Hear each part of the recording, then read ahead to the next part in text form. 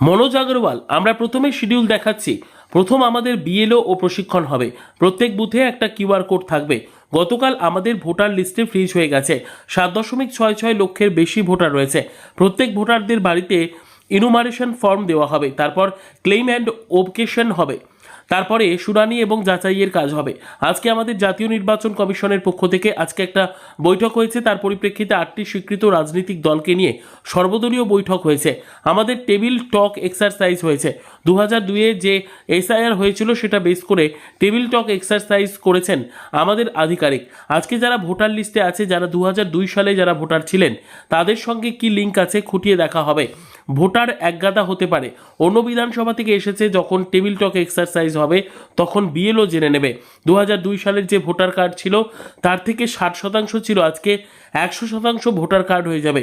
যখন বিএলওদের ম্যাচ হয়ে যাবে তখন বিএলও লিখবে কে কে কোন পার্ট ভোটার ছিল। বিভিন্ন রাজ্য বিভিন্ন সময় এসআইআর হয়েছিল। আমাদের মেশিন রিডার ওয়েবসাইট থাকবে।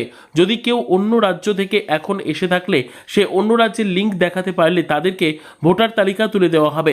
সফটওয়্যার থেকে আমরা জানতে পারবো যে সেই ভোটার লিঙ্কেজ হয়ে গেছে। তালিকায় কিউআর কোড থাকবে। প্রত্যেক জিনিস খসড়া ভোটার তালিকায় থাকবে। আমাদের এনুমারেশন ফর্ম ম্যাচ হয়ে গেলে আর কিছু লাগবে না। আর যদি লিঙ্ক না পেলে তাহলে তার জন্য শুনানি হবে। তাদেরকে জিজ্ঞেস করা হবে তারা কোথায় ছিলেন, কোন জায়গায় ছিলেন, সেটা জানা যাবে। আমরা হিয়ারিং করার পর পরিষ্কার উল্লেখ থাকবো যে কেন ভোটার তালিকা থেকে বাদ দেওয়া হয়েছে। চালান্ত তালিকা বিডিও অফিস এবং এসডিও এবং জেলা নির্বাচনী আধিকারিক দপ্তরের তালিকা টাঙানো হবে। 80 থেকে বেশি বিএলও এবং 8000-এর বেশি কর্মী রয়েছেন, সবাই সাহায্য করবে। একজন বৈধ ভোটার বাদ যাবে না। তাহলে বিএলও নম্বর থাকবে, তারা তাদের সঙ্গে যোগাযোগ করতে পারেন। বিএলও অ্যাপের মাধ্যমে তাদের সঙ্গে যোগাযোগ করা যাবে। এটাই আরও মনিটরিং করবেন। আমাদের সমস্ত প্রশিক্ষণ হয়ে গেছে। আমাদের ইসিআই থেকে আইটি হেল্প ডেস্ক চালু হয়ে গেছে। তারা আইটি ডেস্কের সাহায্য করবে। আমরা এই রকম ভোটার তালিকা স্বচ্ছভাবে তৈরি করব যাতে একজন ভোটার যাতে বাদ না হয়। এসআইআর নিয়ে আশঙ্কা কোনো কারণ নেই। 3 বার থেকে 4 বার বাড়ি বাড়ি যাবে। আমরা রাজনৈতিক দলকে বিএলএ নিয়োগ করার কথা বলেছি। আমাদের বিএলও বিএলএদের সঙ্গে প্রত্যেকটি ক্ষেত্রে তাদেরকে সাহায্য করবে বললেন মনোজ আগরওয়াল। भारत नागरिक থাকতে হবে এজ এ এলিজিবিলিটি কন্ডিশন। তো that is article 326 of the constitution. আপনি রিভার্স দিতে পারবেন না কি আপনার ভোটার লিস্ট নাম আছে তো আপনি সিটিজেন আছেন। আমাদের কাছে তো এমন কেস এসছে এফআরও থেকে, বিভিন্ন এজেন্সি থেকে, কি এয়ারপোর্ট ধরা গেছে দুটো কান্ট্রি পাসপোর্ট আছে আর অন্য কান্ট্রি পাসপোর্ট ইউজ হচ্ছে আর আমাদের ভোটার লিস্টে আছে। তো আমাদেরকে তো ফুল ইনকোয়ারি করার পর দেখা গেছে কি নাম কাটা গেছে। কিন্তু নাম কোনো কাটা যাবে না। যে এনুমারেশন ফর্মে ফিল আপ করার পরে যে আপনার লিঙ্ক পেয়ে যাবে, যেটা গ্রিন লাইট হয়ে যাবে, কোনো ডকুমেন্ট ছাড়া হয়ে যাবে।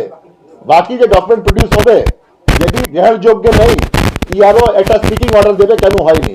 তারপরে যেটা আছে আপিল প্রাবধান আছে আইন মধ্যেই, 15 দিন মধ্যে আপিল করতে পারেন ডিএম কাছে।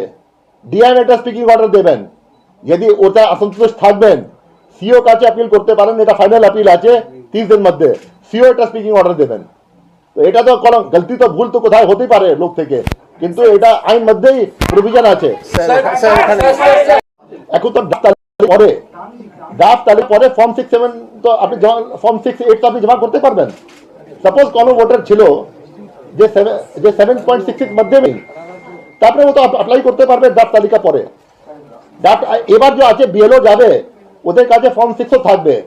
যেখানে যেখানে বাড়িতে দেখবে কি ফর্ম 6 যেটা আছে প্রয়োজন আছে, আমাদের যে আছে ছেলে মেয়ে আপনার 1 জানুয়ারি থেকে 2026 এলিজিবল আছে। আমাদের কাট অফ ডেট আছে 1 জানুয়ারি 2026। এটা যে ফর্ম দেবে ওদেরকে, ওরা তো ফর্ম নিয়ে